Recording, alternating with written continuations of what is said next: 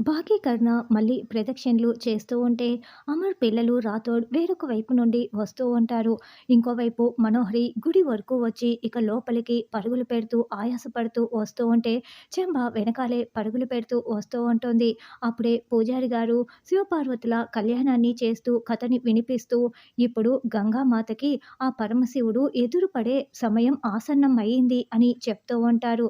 సరిగ్గా అప్పుడే అమర్ పిల్లలు రాథోడ్ అందరూ కూడా స్వామివారి దగ్గరికి వచ్చి మొక్కుకుంటూ ఉంటారు. అయితే బాగి కరుణ కూడా చూసుకోకుండా అమర్ పక్కనే వచ్చి నిలబడి ఉంటుంది.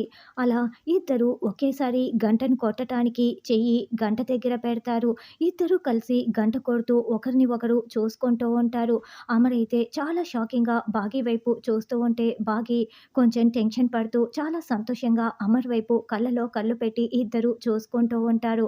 అలా ఫైనల్‌గా అమర్, బాగి ఇద్దరూ కలిసి గంట కొడుతూ ఒకరిని ఒకరు చూసుకుంటూ ఉంటే పిల్లలు కరుణ రాథోడ్ చాలా చాలా సంతోషంగా ఆనంద బాష్పాల్ని కారుస్తూ చూస్తూ ఉంటారు. సరిగ్గా అప్పుడే మనోహరి ఎక్కడ ఈ బాగి? ఎక్కడ ఈ అమర్? అని అనుకుంటూ పరుగులు పెడుతూ లోపలికి వస్తుంది.